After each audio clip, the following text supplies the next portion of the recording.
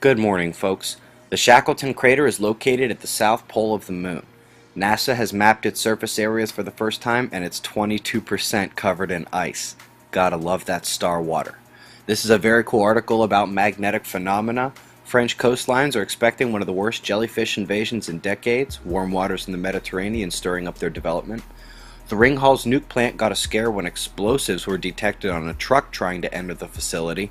The Peterborough River was contaminated with toxic chemicals and thousands of fish died. Another U.S. nuke plant had a water leak and allegedly no danger to the public. A sizable heavy crude oil spill has occurred in Alberta. This article details why the weather this year is something not to be ignored. So many records broken. Top that off with the Madden-Julian oscillation, very positive here. We may develop a tropical depression inside the Gulf of Mexico.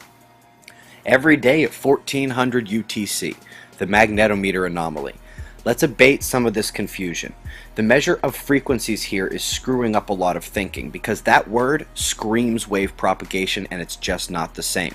For example, NEXRADs, local VLF propagators, heck, HARP itself could be blasting this area with Dutch Sense's HARP rings and it'll never show up on this chart. It's just a different machine.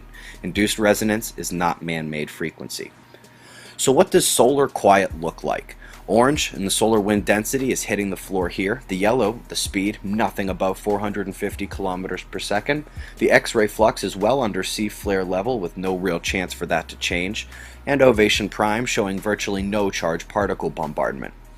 We do have one tiny coronal hole on the southern part of the disk, a number of plasma filaments. One that erupted on Sunday either missed Earth or will hit today. We have a slightly larger coronal hole way up north turning in. It's up at the right here on stereo B with the Earth off to the right as well. And yes, following behind it is the Birdman Chicken Twitter coronal hole of doom. Just kidding, but she will be back this weekend or Monday. We'll have a look at what she's looking like this time. So let's say you're thinking, SO, I ain't waking up before sunrise to see Jupiter or Venus. Fine. When the sun goes down, Mars and Saturn are still dancing in the twilight and they sort of form a triangle with big bright Arcturus above. There's always something to see, and that's the news, folks. Be safe.